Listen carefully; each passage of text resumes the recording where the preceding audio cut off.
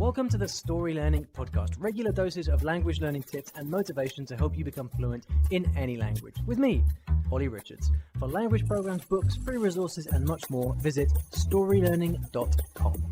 Good morning, everybody, and welcome back to the I Will Teach You a Language podcast. Thank you so much for joining me. This is a podcast where we talk all about language learning, and we have so many listeners from all over the world. And I was just telling my guest for today, before we hit record, just about the amazing mix of people we have. We have people learning lots of different languages from North America, South America, Europe, Asia, and then we've got people who are learning English from all over the world and listening to this podcast to improve their English. It's really fantastic. And today I've got a brilliant guest, Ethan Wanger, who we've been friends for a long time. In fact, we've been sort of doing interviews and various different collaborations and things for probably the best part of 6 or 7 years. So it's really great to get him onto the podcast. Ethan is an English teacher, world traveler, and the co-founder and chief marketing officer of Real Life English. And if you learned English or looked at English content online, you will have almost certainly seen this. It's a very popular website, YouTube channel, podcast, and various courses as well, which help people learn English through popular TV series. I remember when I first knew Ethan, he was working on these series to help people learn English through Friends, which was such a fantastic idea. Ethan's lived in Germany, Poland, Brazil, Thailand, Chile, and is currently based in Barcelona. And so I am a big believer in learning through stories, and TV shows can fit right into that ethos if done well. So I'm looking forward to picking Ethan's brains on this. So Ethan, welcome to the podcast. Thanks so much for having me. Yeah, it's an absolute joy that we get to reconnect. Yeah, especially after the last year, right? Yes. How is Barcelona these days? Barcelona is great. I mean, we're gearing into summer, so like the restrictions have all gone down, and starting to get some nice weather and being able to head to the beach and all those things. I mean, I really live in Barcelona for everything that you're able to do in the summer. So it's really, especially after everything that we've had with COVID, it's very refreshing. And were you in Barcelona before COVID, or have you moved there during everything? No, I've been here now. I've lived here several times, but I mean, I've been living here for 4 years now. Okay, right. Yeah. So I lose track sometimes because people in this industry tend to just move around so often. Jump around, right? I think when we first met, you were about to move to Chile. And then I remember you being in Barcelona. Tell the story of the last 6 or 7 years. That's a good question. I've been all over in the last 7 years, but and in part, one of the reasons I'm here, I think, is just I started to feel the need to kind of like settle down, a little bit and place some roots in a place for a little while. But you're probably right. Like probably when we first met, I might have been living in Barcelona. It was like the first time that I was living here, probably about 7 years ago. And then from there, I moved to Chile because we got into a program called Startup Chile. And basically I was there for, I think like 6 or 7 months with my business partners, really like focusing on kind of like transitioning from just being a content business to actually kind of becoming a startup, a technological startup. From there, I moved, I believe I was in the States for a little bit. I moved back to Barcelona, and then we got into a different program in Brazil. So I was there for 6 months. And, then I was in Thailand after that. And then finally, I think that was when I was in Thailand, then I'm like, okay, need to put the backpack down for a little bit. And so I kind of like started looking into different ways that I can move back here. It's my favorite place that I've lived, of all the different countries I've lived in, cities I've lived in. And so kind of just made a plan, and 4 years ago moved here, and I've just stuck around. Now that's interesting that all these places you've been, from Chile to Brazil to Thailand to the US. What is it about Barcelona that does it for you? That's a good question. I mean, I think it's really a city that has it all. I mean, it's big enough that, it's very metropolitan and stuff, but really it doesn't feel like a big city, I think, especially depending on the neighborhood you choose to live in. I come from a small town, so I want to live in a city, but I appreciate that you can kind of have that small town feel in a lot of different areas as well. I absolutely love to. You have the sea, and then you have the mountains are very close. So, I mean, I grew up, skiing and stuff, and hiking, and it's nice to have all that nearby. But, I absolutely love just being able to be by the vast expanse of the sea, the Mediterranean, and then just like wonderful people, incredible food. I think it's just, everything that one could ask for, at least someone who loves to travel. Yeah, I'm gonna have to spend a bit more time in Barcelona, I think, because I went there a few times when I was a lot younger, And I've got to be honest, I didn't like it that much. But Really? I couldn't really figure out why, because I could see all around me there were all these things that you've described. You know, the amazing food, the great people. I mean, it felt like I should love every bit of it, but there was something that I didn't quite gel with. And cities are very personal things, aren't they? People It's true. like cities for different reasons. And you know, I love London. I've lived there for years, but so many people come to London and think, you know, Mhm. what's the deal with this weather and this terrible food? And so it's a really personal thing. But I wonder if maybe I was just a bit young at that point, and if I went back now, I'd Mm. appreciate things a lot more. That's Yeah, definitely possible. I could see And that. yeah, I was the first time I came here was obviously as a tourist, and I didn't like it either. I think just right. Barcelona is a very touristic city, and if you only spend your time in that, I think Mm, this happens with a lot of places, obviously, but I could definitely see that you might find it a bit uglier and stuff. Like the beaches that are like the most touristic, for example, it's just like it's a nightmare. And I think a lot of things like any touristic city are just very geared to get as much to kind of take advantage of tourists and get money out of you and stuff. So I think it wasn't until I actually like moved here to live here that I really fell in love with the city. So yeah, definitely that should give makes it it. another shot. Yeah, you've reminded me actually that when I first went there, I remember now that I was going there with this image that had been built up in my head. It's like Barcelona, the most amazing place in the world, and I was Mm, going there, and I think I had this huge expectation. And you know, it's difficult for any place to live up to that same expectation. that's I true. had the same thing with Rio in Brazil. I guess you've Mhm. been to Rio. It's like, you know, Yeah. it's built up as the most incredible place, and I got to be honest, I didn't like it that much there. It Mhm. was eh, I think the expectations were just too high. And when I was Yeah. younger, I was like, I just romanticized every single place that wasn't England.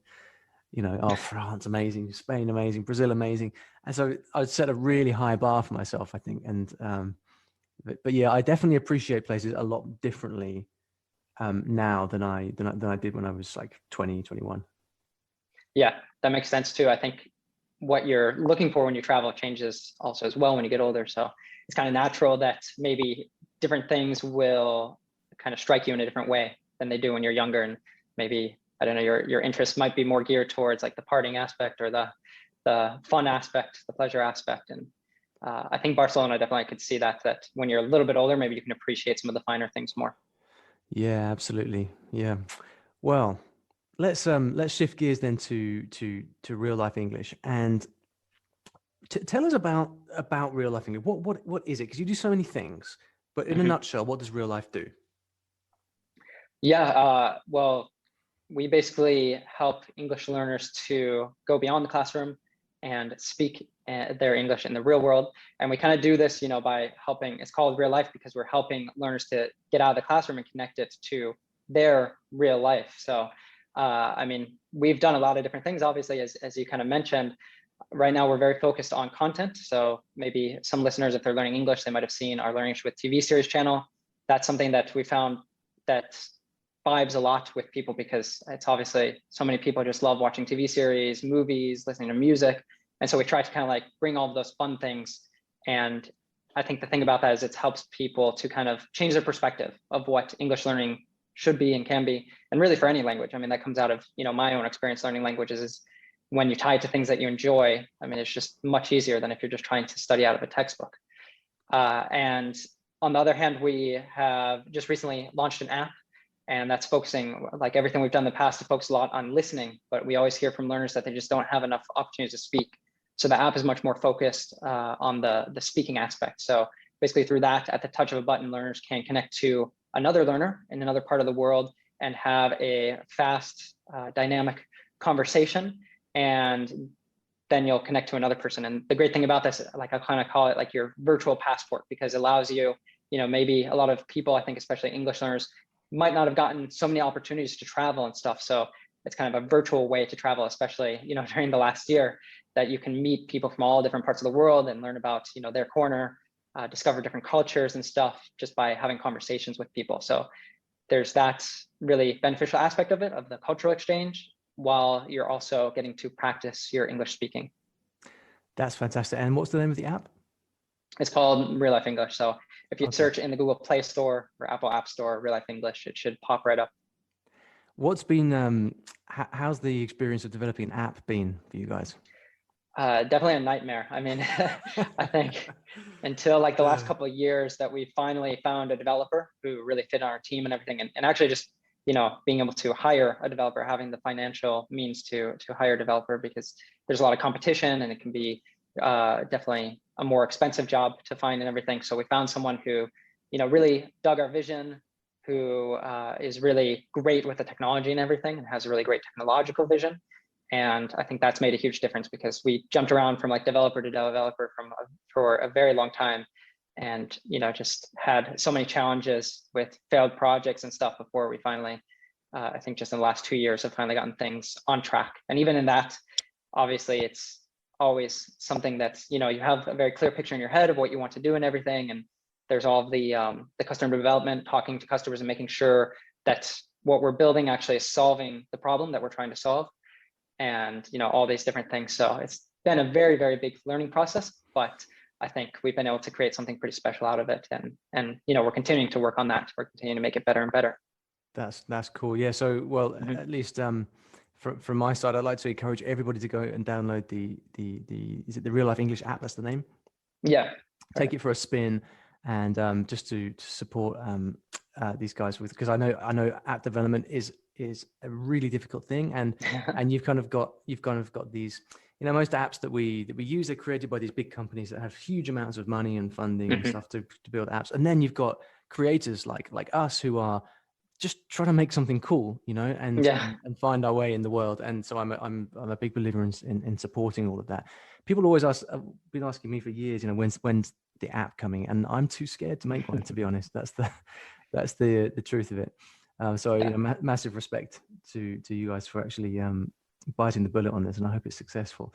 One of the things I've always liked about what you guys do, and also and the app fits right into this, is the fact that you're really engaging with the things that people really love about language learning.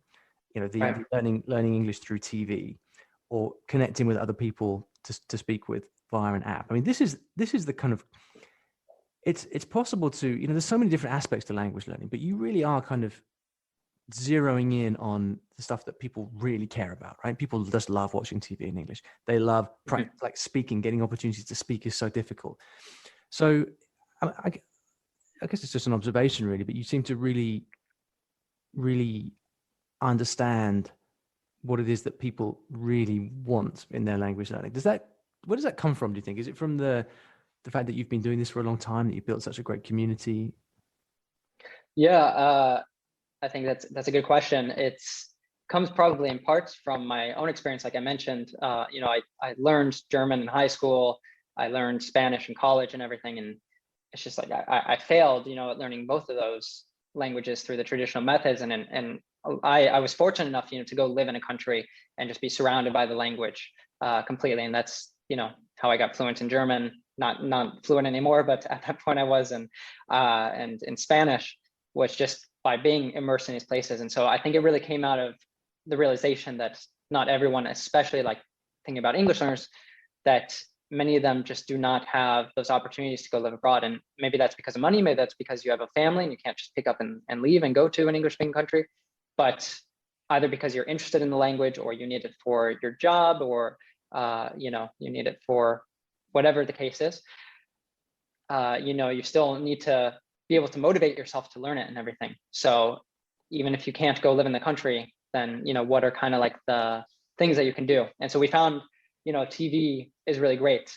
I think movies can be great and stuff too, but I think especially a TV series, it kind of came out of us creating this course to Learning with Friends that you mentioned, because we heard so many learners that had just like exceptional English speaking say that one of the things that they did was watch all 10 seasons of Friends. And we kind of like built that. And I think you were mentioning like stories, and I know that's like a very big part of your business. I think that's one of the great things that Friends, they really nailed the story, and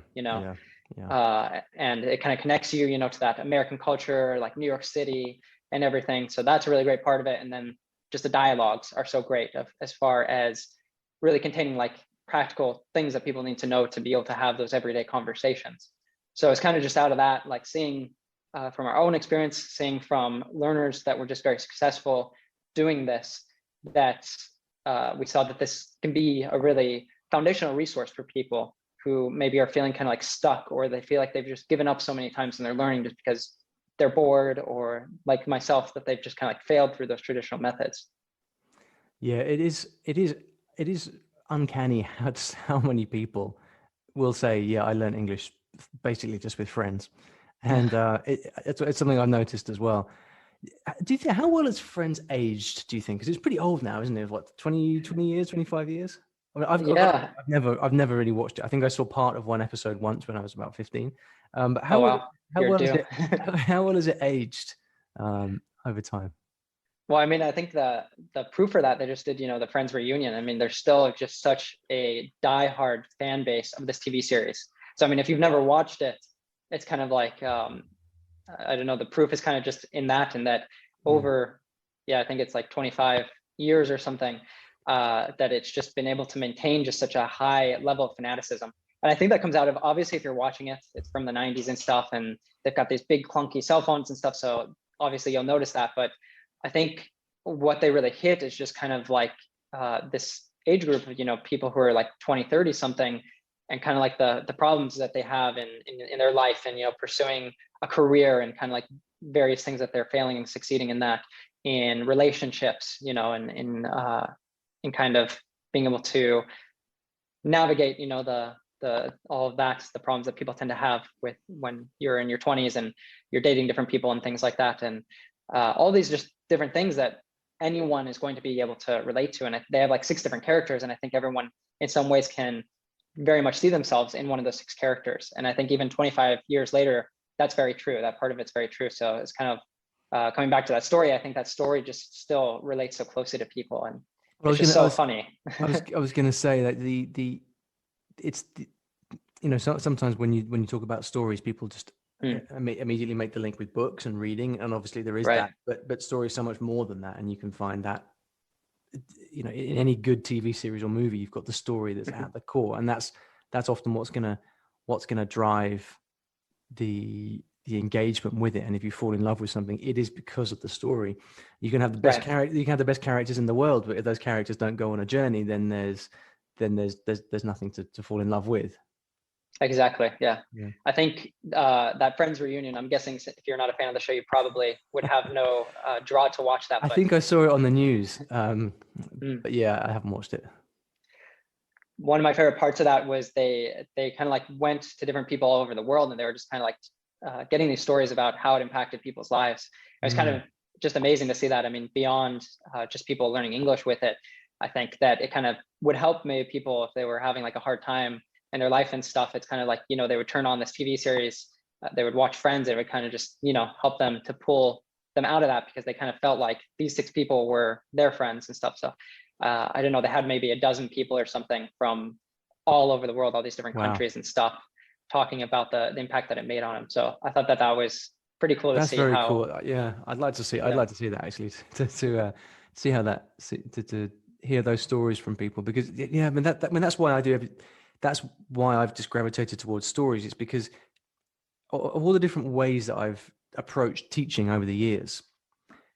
There's only a few sort of big things that produce a kind of unusual impact in people, where you can do something with somebody and then you just start to hear over and over again, wow, this has changed my life, or this has just transformed my learning. And Friends seems to fall into that category, and as do the kind of books that I write and things like that. But they're for different people, aren't they? Because one of the things I've realized is that not everybody likes. There's a big trend in language learning now, especially because of the growth of the internet, and people talking more about immersion and things like that. There's a big trend in watching and using TV and film to kind of get that immersion in language learning. Right. But it's not for everybody. Not everybody likes to spend their time in front of a screen, right? And so I think part of the reason that the sort of the book element of the story approach that I do has worked quite well is because there's always going to be a group of people who just, for whatever reason, prefer reading to watching, or prefer books to TV, or whatever. And so I think part of our job is always about finding, okay, what segment of the population do we want to engage with and help, and then what's the best way to do that. But let's let's drill down onto learning languages with TV, though, because it's always seemed to me that there are huge potential benefits for learning through TV and movies. You've obviously got the visuals to come with the audio, so it makes it easy to guess things from context. Mhm. You've got great storylines that really motivate you. But it's also possible to waste huge amounts of time if you're not really engaging properly with the language that you see. So what can learners do to make TV-based learning more effective? Yeah, it's a great question. I think that you'll find like on YouTube, there's so many videos that have just gone viral about like how to learn English with TV series. People are looking. I think people have had that experience, right? About they want to learn a language and they think they've heard like learning with the TV series is going to work well, but maybe they try it themselves and, like you said, ends up just kind of feeling like a waste of time. But yeah, I can definitely offer just some different tips about that. I think if you've a really great place to start can be to watch a show that you've seen before in your own language. So I don't know, if you're an English speaker and you want to learn French, let's say, you could even watch like Friends in French. There's dubbed versions, I think, of most popular shows. So you can pretty easily find those. And even on like Netflix, I think you'll find like different audio options. And obviously, if you're starting with something that you already know the story quite well, that's going to just allow you to understand a lot more things through the context. And then I would kind of just reflect a little bit, depending on your level, you can take on different strategies. So if you're just at a beginner level, then you might even consider watching it in your native language and just like turning the subtitles into, okay, if English is your native language, then, just watch it in English and put the subtitles in French if you're learning French. If you're like more intermediate, then maybe you would then be watching it actually like in French, but then you'd have like the subtitles in English, if that's your native language. And then, I think for more advanced people, then you're just going to be leaving off the subtitles. But I think it's nice if you're using Netflix or something like that, because you always have the option, if you're feeling lost in a part, that you can go back and turn them back on. So that's kind of like a nice crutch, I would say, to have.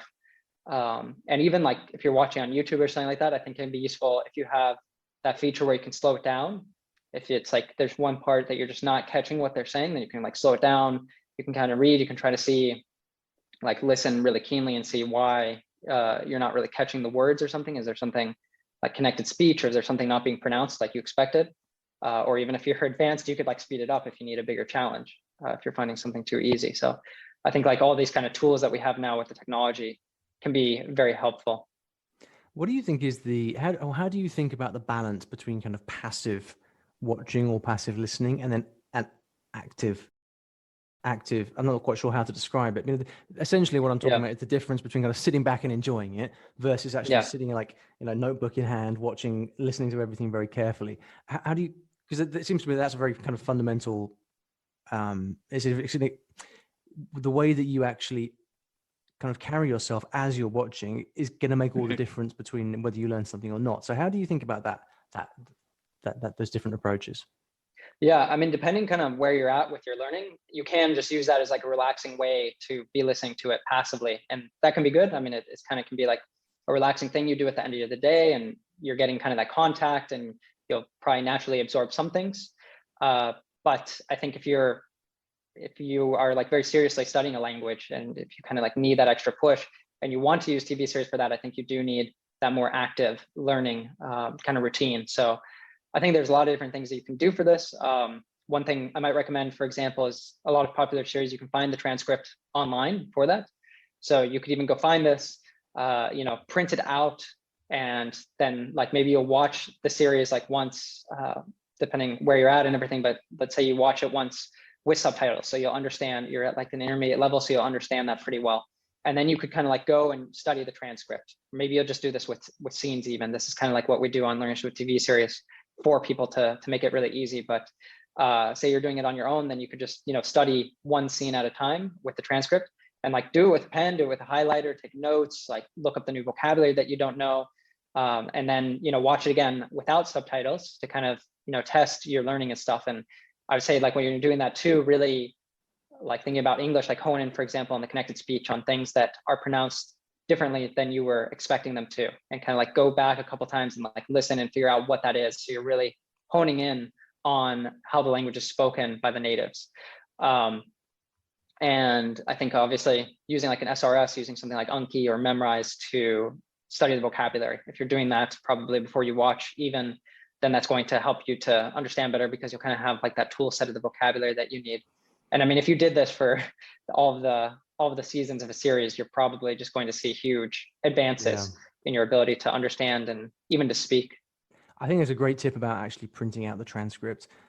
It always seemed to me that one of the biggest obstacles for finding good immersion material in general is the availability of transcripts, because often you can sort of find something on TV or a podcast or whatever to listen to, but then you just can't get hold of the transcript for whatever reason, and that is always a real barrier. Because for me, being able to kind of print something out and have it in front of you on a page is such an important part of learning, because that's what enables you to actually just take your time and process the information. You can skip back and forward, you can read and reread sentences easily, you can find words, you can go back. It's just the most convenient form of actually engaging with a piece of language, by having that transcript.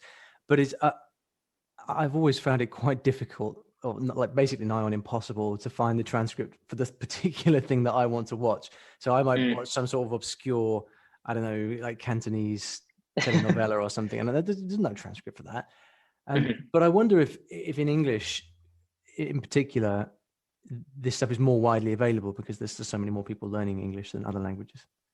Yeah, I think in English, for most popular shows, you'll find that that's really widely available. I think even like Spanish, probably French, German, Cantonese, that's kind of like Catalan that I speak here. I haven't made my job easy in the last few years I've taken on, for sure.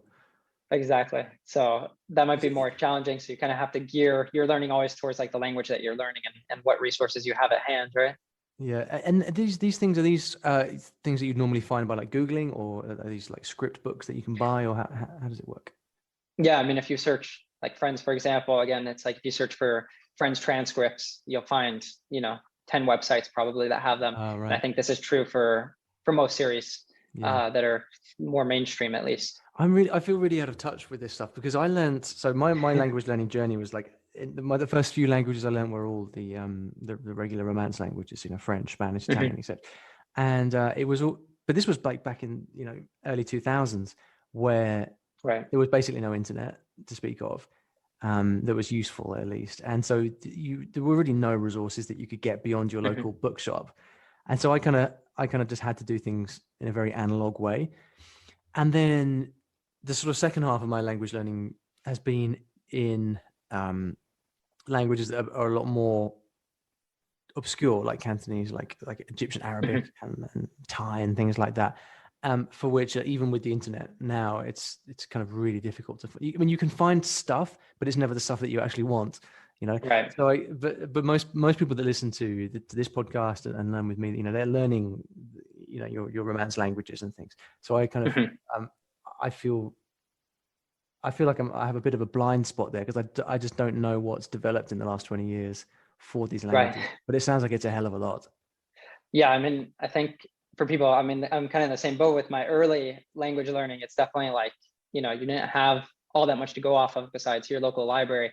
But nowadays, I think for language learners, especially for English learners, it's just like there's so many resources out there. It's almost more the problem. It's just kind of that, that paradox of choice. There's too much, so it's like, what do I choose? So you almost have to just choose something and go with it, right? And this is a very interesting paradox, as you say, because so many people, you've got billions of people trying to learn English, but comparatively few people, if you think about the number of people learning English, relatively few people get to what you call conversational fluency or a kind of professional level, despite massive amounts of like time and energy and money and things like that.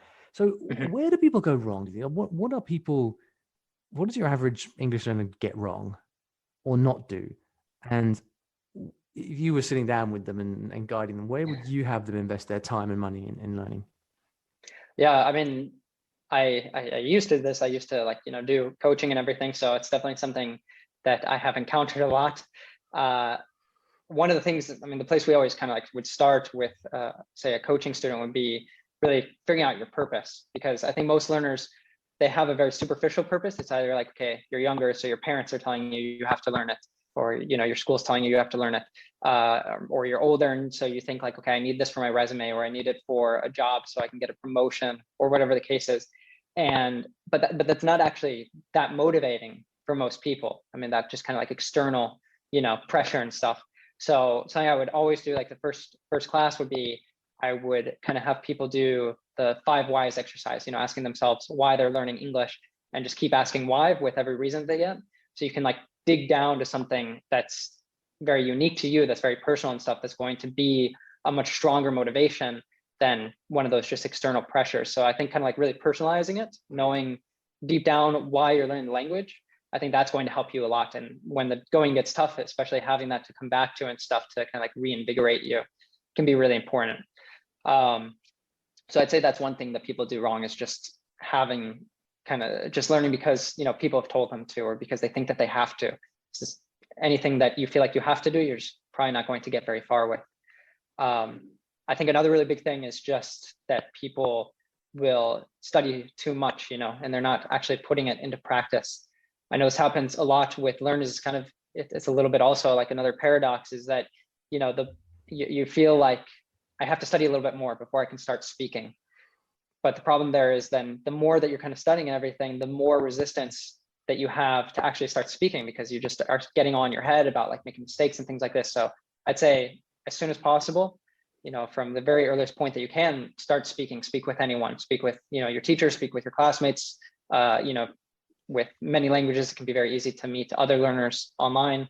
That's like one of the things that we're focusing on for learners, because, I think every learner wants to speak with a native, but kind of the problem there is it's going to be very difficult for you, first of all, if you're an English learner, it's going to be very difficult for you to find a native who wants to speak with you for free.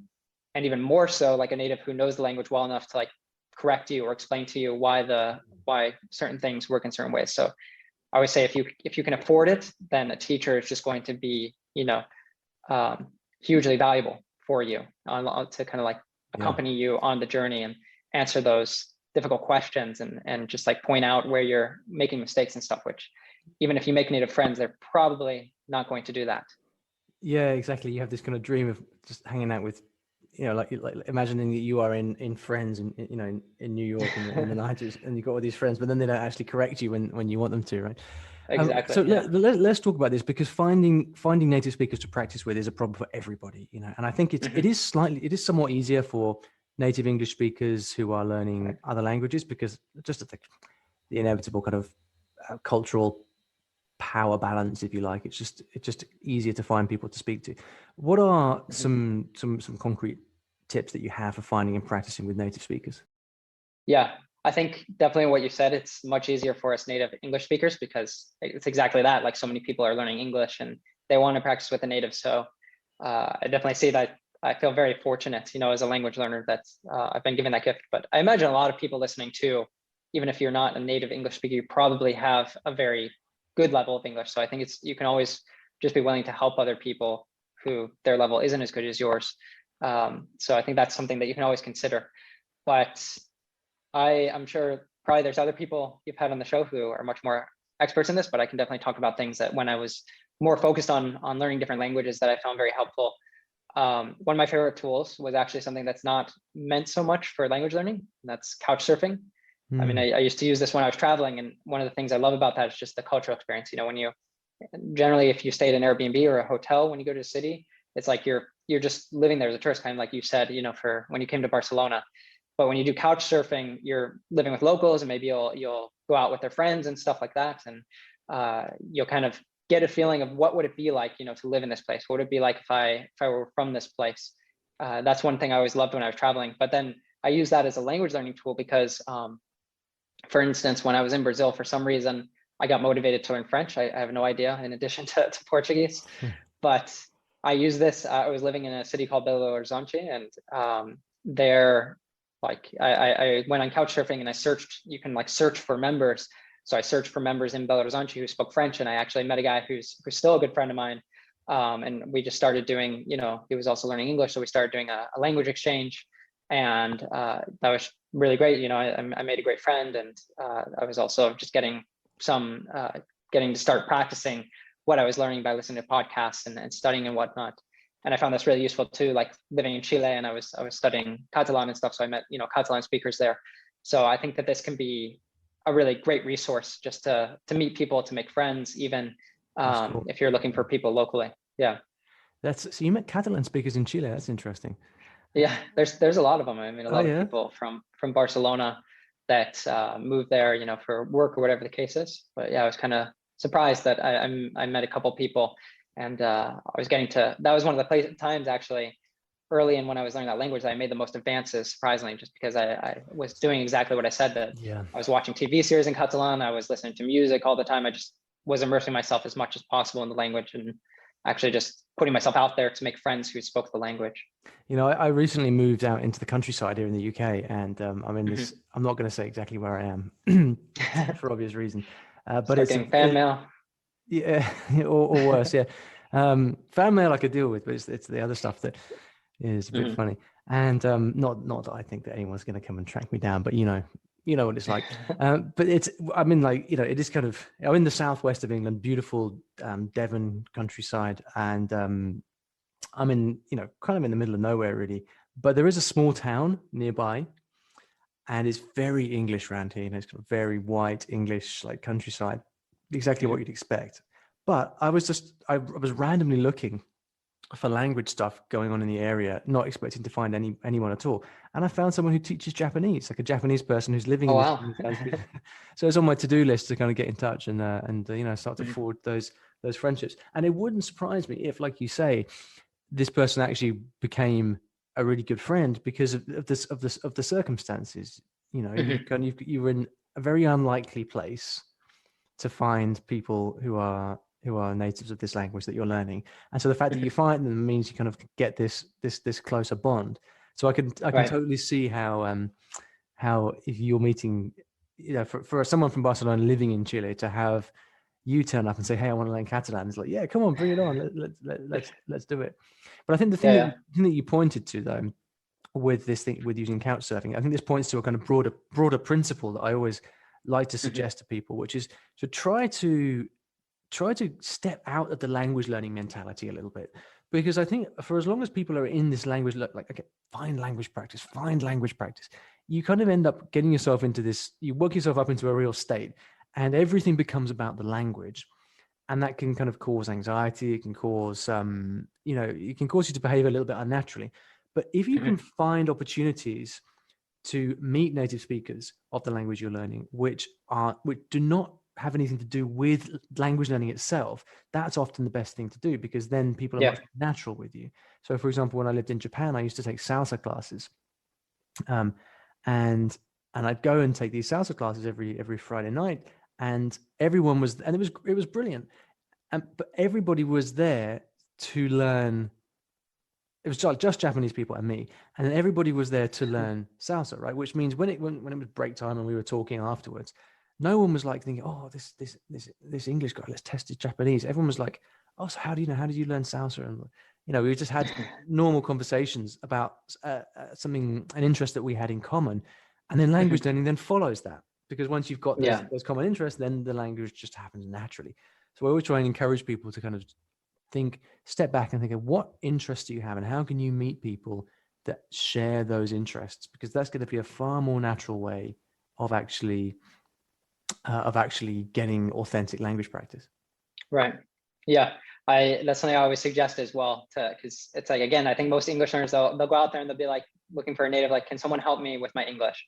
And it's like, you're asking someone to like help you for free. And it's like very unlikely that that's going to work. But if on the other hand, you're,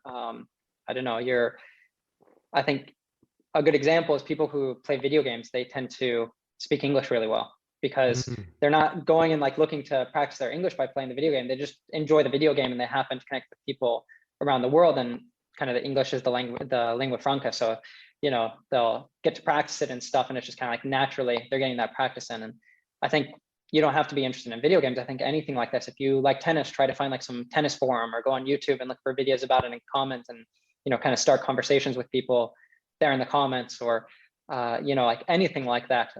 I just got like a puppy, for example. That's one of the best ways to actually get some speaking practice for me, is just going out for a walk, meeting other people who have dogs, or going to a meetup or something. So I think you can find all of these different things that have nothing to do, with language learning, just like you said. And that's going to be much better because you're going to be connecting around a common interest, not around them helping you to practice the language. Absolutely. Yeah, I've noticed around here as well, where I am, that having a dog, well, I don't have a dog, but I've noticed if I did, I would be meeting like dozens of people every day just because of Right. I've just got this excuse to start talking to people, right? Too true. Ethan, it's been fantastic to talk and to catch up. Let's give people an easy way to find you. So we've got your new app, the Real Life English app, which they can download from the Apple App Store and Google Play. And give us a rundown of your other various channels and places where people can find you. Yeah, I mean, we're all over the place. Instagram at reallife.english, and we post on there every single day. So, I mean, if you're learning English, there's a lot of just like great different types of things to learn with music, to learn with movies, TV series, and just kind of like other tips and stuff for your learning. And you'll often see me on there, like with some story or something like that.